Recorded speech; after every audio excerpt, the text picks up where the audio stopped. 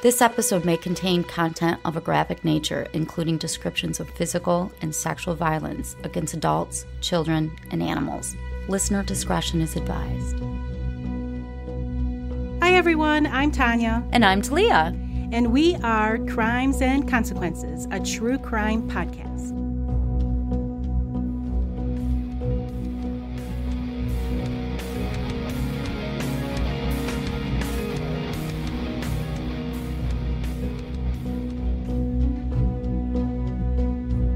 Hi Talia. Hi, Tanya. How are you? I am doing great. How are you? Not bad. Oh, good. You know. Yeah, I know. I absolutely know. I have a really exciting episode for everyone today, so welcome back. And before I get started, I would just like to remind everyone to hit the subscribe or follow button on whatever app you're listening to us on. And our story takes place in 1996. On May 16th of that year, 24-year-old Denise, New York, she went by New York on the streets, Roach, was living at the Budget Motel in Tampa, Florida. The room she stayed in was actually more like a little wooden shack that was drafty. It wasn't much to look at. Denise was a sex worker and had a drug addiction, and one was used to cope with the other, so she was just in a really vicious cycle. As a child, Denise had immigrated to the U.S. from Jamaica with her parents, but the dreams of a better life in America didn't pan out for Denise. Before she was a teenager, she began using drugs, and by the time she was 13, she was addicted. Wow. I know, that's really sad. 13. I know, terrible, right? By 1996, Denise was living at the Budget Motel and had been to rehab 3 times in her short life and had also managed to give birth to 2 children who were 5 and 2. They didn't live with her in the motel, and Denise didn't have much time for anything else except feeding her drug addiction with the money she earned by selling her body. She didn't own very much except for a few bras she kept in a run-down old wooden dresser in her room, along with some panties, an orange stocking cap, and an old hair weave that she wore to make her hair look longer and healthier than it really was. And that was it. That's all she owned. That is so sad. I know. So sad. I know. Denise wasn't someone you messed with. She was a really tough woman with a bad temper. I wouldn't mess with her. No, me neither. She was known as a fighter who would rip you up and down with blistering curse words. I love it. If she had a customer who tried to get out of paying her, usually she got her money up front, which she learned after one too many men tried to get a freebie. She had no problem physically attacking the guy until he paid up, and she didn't care if she received some blows in return. She was vicious and tenacious and wasn't going to let some man take advantage of her. Well, I mean, I'm sure those streets made her tough as nails. Yeah, right? Tough as hell. Yeah, you're right. Denise had a friend who lived with her for about a week, and her name was Ernestine, and she had lived with her the week before this story took place. Ernestine was also a sex worker, and she really cared for Denise, so she came by on May 16th, 1996 to check on her friend. When she got to the Budget Motel, she noticed Denise talking to a guy named Glenn when a black truck came up alongside Denise and started talking to her. After a few minutes, he drove off but returned, and Denise got into his truck. All before Ernestine got a chance to talk to her friend. She figured Denise had made a date with the guy beforehand, but she never saw Denise alive again. The man in the black truck took Denise to a private house that he didn't own, but he was the caretaker of this home. It was owned by a woman whom he went to church with, and he was trusted to take care of the landscaping and other outdoor chores assigned to him. Before he was able to turn into the driveway of the house, the man had to unlock a gate that prevented strangers from gaining access to the home. He got out of the truck and unlocked the gate, pulled the truck past it, and then stopped it once more, got out, and locked the gate behind them. The driveway led to a large yard that showcased a beautiful Tudor-style home to the left. Next to the home was a detached garage in which the man parked his truck. On one of the walls, all the tools the man needed to care for the home were hanging very neatly, including an axe which stood in the corner. Uh-oh. The man led Denise into the home, which really wasn't extraordinary in any way. It was decorated just plainly. He took her to one of the bedrooms, and Denise took off her clothing, leaving her underwear on, and got on the bed.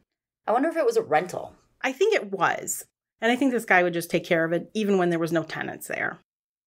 Denise asked for her payment, but he told her he'd give her the money when they were done.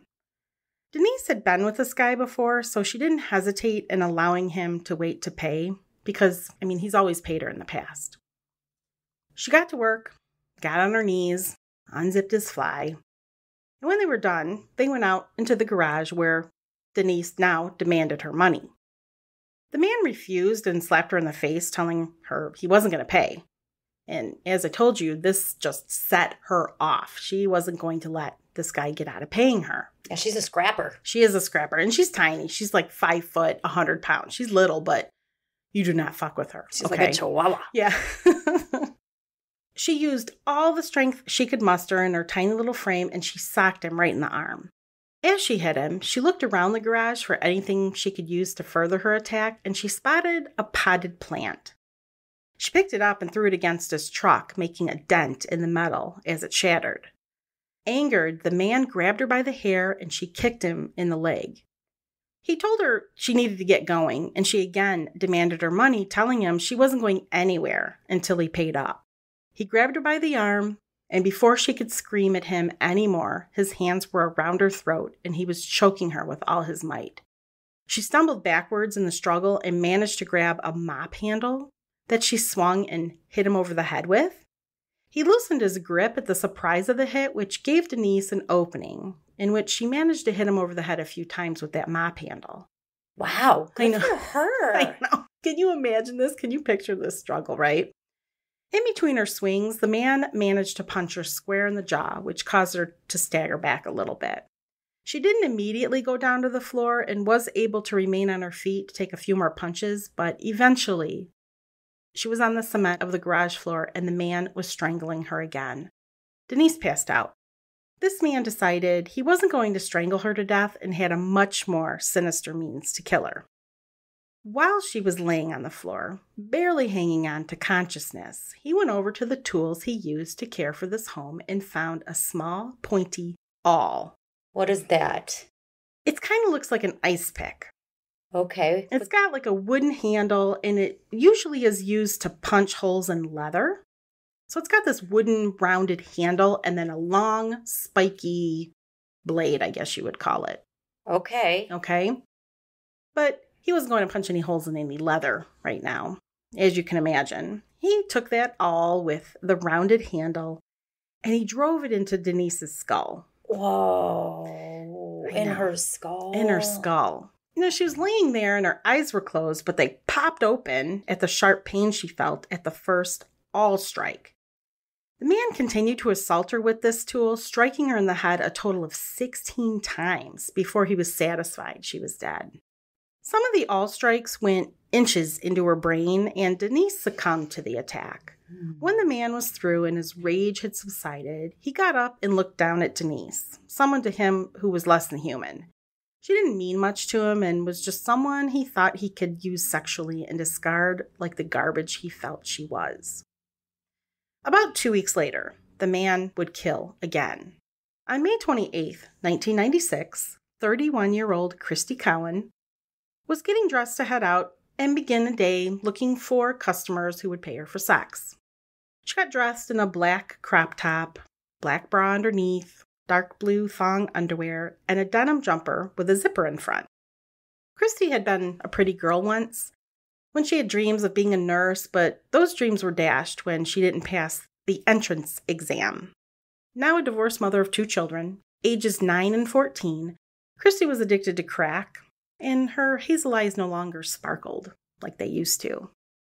After she failed the entrance exam, Christy went into a depression, and it led her to drugs and eventually this crack addiction. Can't you just take it again? I know, right? I mean, not everybody passed the bar the first time. Dude, I didn't. I'm not even telling you how many times I took it. Gotta persevere, right? Crack was the reason her children didn't live with her anymore and why she didn't have anything to look forward to in her life except the next high. As Christy was getting ready, she asked her roommate at the luxury motel in Tampa. Why do I feel like it's not very luxurious? I know, really. The luxury motel. The luxury motel, yeah. Her roommate was named Talia. Stop it. It is spelled exactly like you do. You're just fucking with me. No, her name was Talia. She asked Talia if she had $10 she could borrow and a condom, and Talia only had 2 condoms left and gave Christy one of them, and Ulster gave her some money. She knew Christy would pay her back at the end of the night. Christy was a tough girl like Denise was, and also like Denise. You remember New York, right? She made sure to get her money up front. If some guy tried to get out of paying her, she had no problem with physically attacking him or busting out a window in his car just to prove a point. Christy headed out looking for her first date of the night and spotted the man in the black truck, the same one who had killed Denise a couple weeks ago. Christy had a lot in common with Denise, and another thing they had in common was that Christy knew the guy in the truck. He had been with her prior, and she saw him as soon as he pulled into the luxury motel parking lot. He drove up to her as she was waiting outside of her room and told her to get in the truck. Once inside, he asked for sex, and she told him it would be $100. Knowing he only had $26 on him, he agreed to her price because he knew he wasn't going to pay her. He told her he wanted to go to his place instead of her room at the motel. Normally, Christy didn't like leaving the motel too often, but she was desperate for money that day and agreed, despite her apprehension. They drove off. As they drove, Christy studied the man and thought to herself, this was one of the safe ones. He looked like he had walked straight out of middle-class suburbia and was as normal-looking as they come. He was tall, had a good build, blonde hair, and blue eyes. If Christy was casting a movie looking for a normal, American, middle-class guy, he was it. She relaxed a bit, enough so that she asked the man for some chips and a pop, like, could you stop? And he did. He obliged, forgetting the convenience store had working cameras that would eventually show police this stop. I would like to point out that there is one thing different than him and the typical American man. Yes. He is picking up prostitutes. Yes. Yeah. Just want to point that out. Yes. He looks normal. Gotcha. Doesn't act normal. They drove to the same house the man killed Denise at, the one where he was the caretaker for the woman who owned it. The man took Christy inside the home, telling her that he took care of the grounds for the lady who owned it, reassuring her that the woman didn't usually come around and that they would have some privacy. He led her to the bedroom and she took off her clothes. He told her he would pay her when they were done, and even though this went against Christy's personal policy, she knew the guy and decided just to get the sex over with, like, fine. When they were done, they went out to the garage and Christy told the guy to take her home. While they were there, Christy asked for her money, and this was when the man saw the axe standing in the corner of the garage as he usually did. Before Christy noticed, he grabbed the axe, swung it, and landed the blade at the top of her skull. Oh, fuck. I know, right? She didn't stand a chance. No. Blood trickled down her forehead, but also sprayed the walls and dripped on the floor.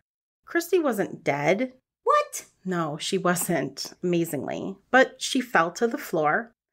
The man swung the axe twice more, landing the blows in her face and skull. He then got down on the floor and tightened his hands around her neck, choking whatever life she had left out of her. He dragged her body about 500 feet into the backyard where there was a pond, and he threw her into the pond. He noticed, though, she wasn't dead yet. She was still breathing. That's crazy. And he's just going to toss it in the pond out back on the grounds of a house he takes care of? Thank you, right? Yeah, just tossed her right in the pond. When he noticed she was still breathing, he ran back to the garage and found the axe, which he rinsed off using the garden hose that was in the garage. Well, wouldn't she just drown in the pond? You would think, right? I don't understand. Oh, no, he goes back out there. Just you wait. The guy noticed there was this pool of blood on the garage floor that he decided he would take care of just as soon as he went back to the pond and finally killed Christy. And I'm thinking this is the fucking daytime too, right? Aren't there other houses around? I don't know. However, before he had a chance to do it, he heard a car's engine pull into the driveway. Oh, shit. Yeah. The car drove up to the garage and parked. The woman driving was the one who owned the property. Her name was Marion Whitehurst. Marion got out of the car and greeted the man. Hi, Sam. Hey. Sam, how are ya? Yeah. Hi, Sam. How you doing? And Sam was Sam Smithers, a man that was a deacon in her church, a man beloved by his congregation. She complimented him on the yard and said it looked great. Except for the pond. Yeah, don't go out back. He smiled his charming smile but didn't say anything. She also mentioned that the hose had been left on when she had visited the property last week and reminded him to make sure it was off before he left. He said, okay, I may have left it on, or it could have been the realtor who had been showing the property too. They're having this conversation. Oh, so she's selling the place. Mm-hmm. He told her he wanted to show her a branch in the front yard that had been hit by lightning.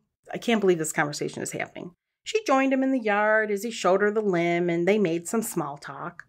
They walked back to her car, and that's when she noticed the blood on the garage floor. She said, looks like there was an animal or something killed a squirrel or something happened. Noticing that this blood was about the size of a dinner plate. That's how big the pool was. See, my first thought would have been like, Sam, you murdered somebody in my garage. Right, like he had an axe in his hand. Like, I think I'm going to go. Right? Sam said, oh, yeah, it was a squirrel or something. Don't worry, I'm going to clean it up. She looked at the blood again and noticed some splatters and then the streak of blood that led from the concrete floor into the grass and around to the backyard. Oh, my God, this poor woman. I know, right? Sam looked at her face and knew she was figuring something out. Maybe right now she didn't know what, but she was getting suspicious. At that moment, a moan came from the backyard that Sam swore was from Christy in the pond. Marion moved toward her car and told Sam, I'm heading out. See ya. He thought for a moment, his grip still on the axe, but he let her drive away. Before she did, he told her, leave the gate open, and that he was on his way out. As Marion drove away, right? This is fucking weird. Poor Marion. I know. She doesn't even know how close she was. Right? She initially was thinking about how hungry she was, but she was bothered by what she saw. She didn't know what was going on, but seeing the blood on the garage floor and what looked like drag marks into the grass around the back of the house really bothered her. Yeah, you don't go dragging squirrels. No, not exactly. Squirrels aren't that big, right? When she got home, she called her brother-in-law in Georgia and told him what she saw. He agreed it seemed weird and advised her to call the police and ask them to check things out. She thought that was a great idea, and she called the sheriff's office and agreed to meet them at the property. After Marion left, Sam went out to the pond to find Christy floating, face up, and moaning. She was slowly dying, and all Sam could think to say was to tell her to shut up. He was freaking out. Why wouldn't she just die? He threw some heavy branches on top of her, but the moaning didn't end.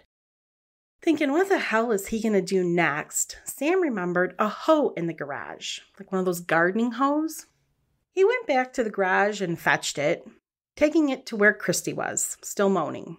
He waded into the water and swung the hoe and hit Christy in the head with it. That did it. The moaning ended. He put a few more branches on top of her and went back to the garage.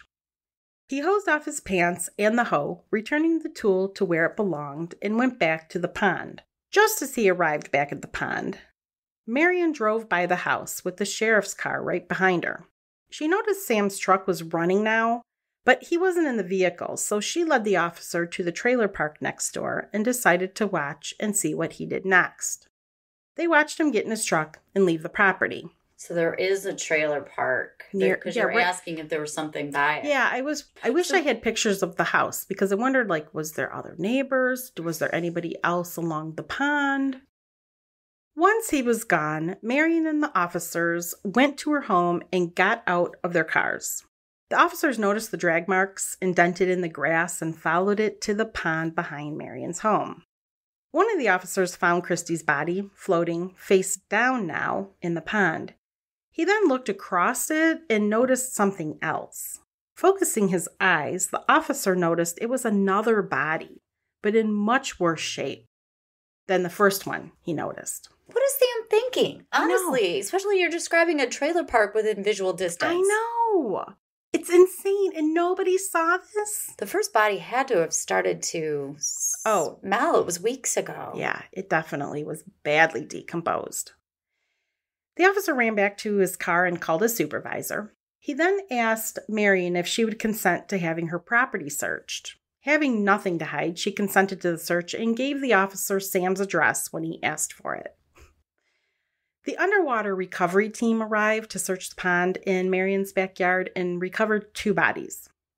Christy's body was obviously the first one that they saw, and she was newly dead. The second body would eventually be identified as Denise Roach, and her body, as I mentioned, was badly decomposed. It had been in the pond for 2 weeks, and this was May in Florida. Wow. Very warm water, and the water didn't preserve her in any way, as you can imagine. Yeah. When police did a search of the home, they found a condom wrapper in one of the bedrooms and semen stains on the carpet. Testing showed Christy's DNA wasn't in the sample, but both Sam and Denise couldn't be excluded. Sam's fingerprint was found in the kitchen. Denise's DNA was consistent with a bloodstain found in the carport. Shoe prints by the pond matched the shoes found in Sam's home. Also, as I mentioned earlier, the convenience store had videotape showing Sam with Christy about an hour before Marion arrived at the property on May 26th. The video depicts Sam and Christy entering and leaving the store together. On the night of May 26th, so this is the day he killed Christy, 2 detectives went to Sam's house and he agreed to accompany them to the sheriff's office for an interview. He had to know the jig was up. Had to, right? Had to. Hello. It was too close. I mean, hello, Marion was there. He's like, sure. I'll go down to nothing to hide. Let's go talk. Yeah. He did request that his wife join them, and he was questioned for almost 3 hours. He wants his wife there? Mm-hmm. Oh. At the end of the interview, to me, this would be the last place I would want my wife, especially if I had any inkling of what they were going to ask me about. But he wanted her there. Lucky woman. I know. At the end of the interview, after waiving his Miranda rights, Sam agreed to return the next morning and take a polygraph test. He came back the next morning, and he took the polygraph test. They don't have enough to arrest his ass yet? I know. Let's just put this all together here. Hi. Hello. Yeah. Afterwards, a detective explained to him that the polygraph test indicated he was not telling the truth, and Sam responded by making some incriminating statements. That detective called the ones who were present the night before, and when they arrived, they continued the interview. Sam again insisted that his wife be present during that interview, and when she arrived, he confessed that he killed Christy Cowan and Denise Roach. Oh, shit. Yeah. Why his wife is just there looking at him? Mm-hmm. But he told the detectives the following version of events regarding Christy's murder. He was coming home from work when he spotted a car on the side of the road. He stopped to assist the driver, who was Christy. So helpful. I know, and drove her to a convenience store, and so that's why he's on the video.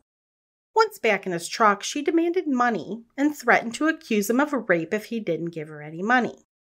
He then, for some reason, drove her to Marion's property. He gave her all the money that he had, but she still wasn't satisfied, and so she threw a drink at him. In response, he picked up an axe and struck her in the head. Oops. I mean, that's an appropriate response to someone throwing a drink at you. What is this stupid crap? She fell down unconscious, and then he dragged her to the pond.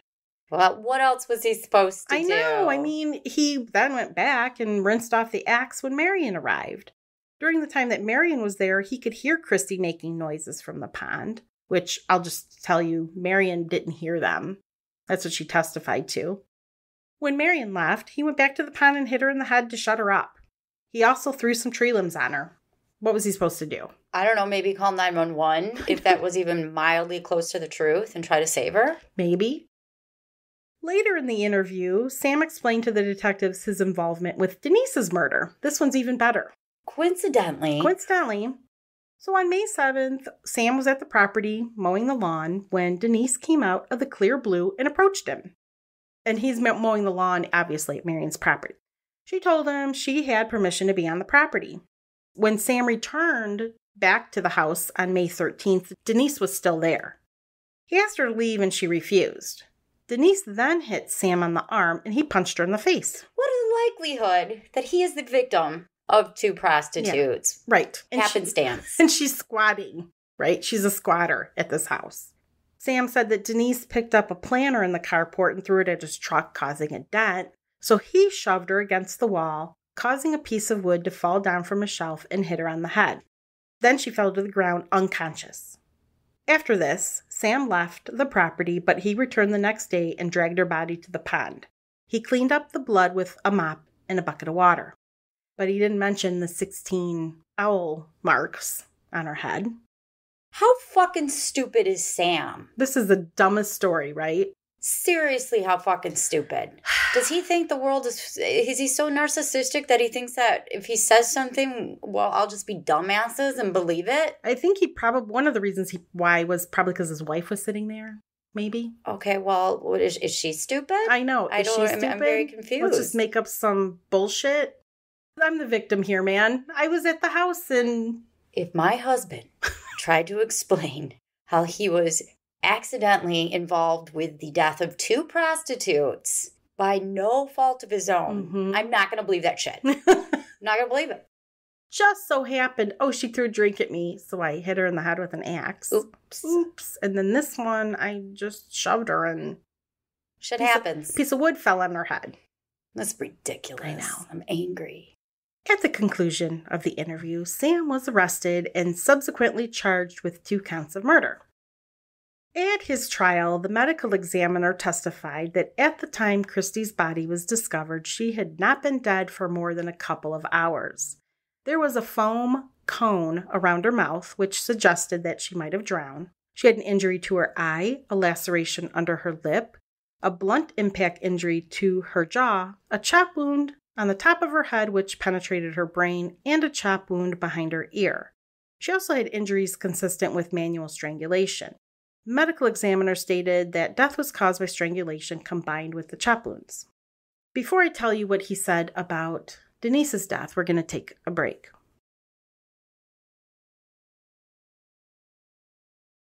Regarding Denise's death, the medical examiner testified that the body had been in the pond 7 to 10 days and was therefore very decomposed.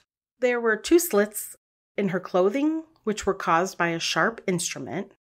Her face and skull were fractured. There was also 16 puncture wounds to her skull, several of which penetrated it. Finally, she had injuries consistent with manual strangulation. Her hyoid bone was fractured. The medical examiner stated that death was caused by the combined effects of strangulation, stab wounds, and blunt impact to the head. Sam testified. Of course he did. On his own behalf during the guilt phase of his trial. He needs to explain what happened. Well, and his story is completely different from what really happened and completely different from what he told the detectives initially. Because he's had time to work on this. He realized his first confession was fucking stupid. Yeah. He said he lied to the detectives because he was scared that his family would be harmed if he told the truth. This was his story for the jury. He said the incident actually began months earlier when he was a deacon at his church. A girl named Mimi was on probation and was fulfilling her community service requirements at the church. That's my cat's name. I know, little Mimi. Little Mimi. To which Sam was her supervisor there. Mimi, however, could not complete her hours, and she therefore offered to have sex with Sam if he would alter her records, to which he agreed. Yeah, sure. Because this happens. What? I mean, can you imagine this fucking story? Deacon? I know. Weeks later, he was approached by a man who was aware that Sam was a caretaker at Marion's property. Sam didn't know the man or his name, so the court dubbed him Mr. X, so that's what I'm going to call him. That's a badass name. I know. Mr. X asked Sam if he could use the property for drugs, like doing drug transactions. Like a drug house, right? Mr. X had a picture of Sam and Mimi together, and Mr. X blackmailed Sam by saying he would go public with the picture if Sam didn't cooperate. How did Mr. X get this picture? I know. And Really? what is it a picture of exactly? So now he's being forced to let Marion's home be a drug house? Yes. Mm. Yeah. This is so much better than whatever's in that photo. Sam agreed to let Mr. X use the property. On 2 separate occasions, Mr. X contacted Sam and asked him to meet him at the property to unlock the gate. Because, of course, this has a gate, which is so easy for people who are on drugs to make transactions, right? Several people were present during the first visit to the property, including Denise Roach. Denise got into an argument with Mr. X, and Mr. X hit her in the head with a hatchet. Sam claimed that he just stood and watched. Mr. X then approached Sam and hit him with a tire tool and ordered Sam to drag Denise's body to the pond. Sam was terrified and complied with these orders because Mr. X told him that he would kill his family if he didn't keep quiet. A week and a half later, Mr. X again asked Sam to meet him at Marion's property. This time, Christy Cowan was present. Several people went inside the house to conduct business. Afterward, Mr. X ordered Sam to go inside the house and clean up. When he came back outside, Christy's dead body was lying in the carport. Mr. X and his cohorts left, and Sam dragged the body to the pond and returned to clean up the carport. It was at this time that Marion arrived on the property. If I was the jury, I'd be so angry at him for just constant spewing of shit that I'd probably want to give him death. Even if it wasn't an option. I'd be like, can we just vote for that anyway? Electric chair. Yeah. This is just stupid. Yeah. Oh, yeah. And he's saying this in front of the jury. Mm-hmm. Yep. Because this was such a better story than the other one. This one, he didn't kill them. He's a victim. Absolutely. He was going to be blackmailed, Talia, all because he got a blowy. At the close of all the evidence, the jury convicted Sam of 2 counts of first-degree murder. Thankfully, they saw through his bullshit. I mean, you didn't have to look too hard to see through the bullshit. Yeah, I know, right? During the penalty phase, the defense presented testimony of Sam's 2 brothers, his former wife now, because she filed for divorce as soon as he was arrested, I believe, his son, a local school principal, and a deputy from the detention center where he was housed during the trial. Sam's brothers explained that Sam was physically abused growing up. Their mother would often hit the boys with a belt to beat the devil out of them, is how they described it. Other witnesses explained that Sam was a wonderful husband and father. Oh, yeah, clearly. I know he never lost his temper with anyone. And the deputy testified that Sam was a model inmate. He's such a gentleman. I know. Now that I know his mom beat him with a belt, it all makes sense why he became a murderer. Well, damn. Yeah, because nobody else ever got treated that way when we were growing up. Never. The defense also presented the testimony of 3 mental health experts. Apparently, when Sam was an infant, he fell out of his crib and landed on his head. Well, that makes sense. And when he was 27, he was hit in the head with the butt of a shotgun during a robbery at a gas station where he worked. Damn. I know. One doctor testified that a PET scan of Sam's head was abnormal and was consistent with brain damage due to head trauma. Another doctor testified that Sam has a chronic mental illness and was suffering from extreme mental or emotional disturbance at the time of the murders. I would like to point out, though, that Sam's behavior, all of Sam's inappropriate and horrible behavior, was reserved for 2 sex workers he picked up. Right. He could contain it at church, where he's the deacon. He could contain it at church. He had a full-time job that he went to. His family. Oh, yeah. He had a family. He had a child. He was perfectly normal. Except for. When he wasn't. Right. Around prostitutes. Mm-hmm. A third doctor testified that he was suffering from extreme mental or emotional disturbance at the time of the murders, and that he had a substantial impairment in the ability to conform his conduct to the requirements of the law. And as you know, these are all factors that must be proven to show an insanity defense or some kind of mental defect. Pretty sure most criminals have a little bit of an issue conforming to the law. Hence why their behavior is criminal. In rebuttal, the state presented 3 mental health experts who disagreed with the 3 doctors who testified for the defense, and they said that Sam did not have any mental impairment or was psychotic. The jury ultimately recommended the death sentence by a vote of 12-0. I knew it. During the victim impact statements, Christy's dad asked the trial court to impose a life sentence instead of death, and Sam's former wife made a similar request. But he was ultimately sentenced to death. So that's where he sits now. He's on Florida's death row. But in July 2014, detectives visited him on death row to ask him about a cold case they were investigating. It was the murder of a woman named Marcelle Delano, who had been a sex worker in Tampa. And in 1989, her body was found on November 27th by a group of people who saw her laying in an overgrown swamp. So this is about 7 years before the murders. Yes. And at the time of the murders, Sam was about 43, so he's about 35-ish at this time. She was naked except for a pair of white socks and a pink pullover sweater. She had been stabbed to death. The swamp where her body was found wasn't far from where Sam eventually killed Denise and Christy. Marcelle was last seen getting into a white pickup truck the day prior to her body being found. When the cold case detectives reopened Marcelle's case, they noticed the following similarities between her case and that of Denise and Christy's. Like I said, the house where Denise and Christy were killed was about 2.5 miles east on US 92 from where Marcelle's body was found, and not far from where Sam lived. When he was arrested in 1996, Sam worked for an electric company, and the building where he worked was within walking distance from the spot where Marcelle was last seen. And at the time of Marcelle's death, Sam drove a white Ford Ranger pickup similar to the truck Marcelle was getting into when she was last seen. He did it. I know. And based on that circumstantial evidence, he's guilty. There was a small sample of DNA taken from an item found with Marcelle's body, but after it was tested, the sample was deemed too small to get a definitive reading. So when police went to visit Sam on death row, they were very interested to see if he recognized her or would have anything to say about her, but he denied ever knowing her. He hasn't admitted culpability to the other two. Right. So, of course, he's not going to say anything about this. Yeah. And Marcelle's case remains a cold case. And I think... Well, I think the same. You didn't even say it. But... I know. And I'm sure there's others. Right. There's a 7-year time span in between. Exactly. I was going to say, he's 43 and he just starts killing prostitutes? And killed them 2 weeks apart. That's not usually how it goes. No. So. But I'm not a trained professional.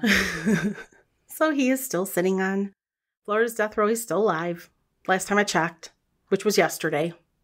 I hate him for what he did. Yeah. And for having such a big ego that he thinks that he can just bullshit his way out of it. I mean, he had creeper signs from long ago. He had set a couple fires. One was in the church that he worked at. He came on to people that were doing their community service. So his little story about Mimi wasn't necessarily far-fetched because he did try to not assault. Approach? Yes, thank you. He did approach women who were working in the church to work against their community service. So that wasn't far-fetched, but... He's approaching women in his church. Yes. Gross. I know. So he is a creeper. BTK did stuff in church. Yes, it reminded me a little of BTK. He's just writing on their computer. Mm-hmm. I know. Notes to the newspaper. You can't trace this, can you? Oh, no. No. I know. This guy with these...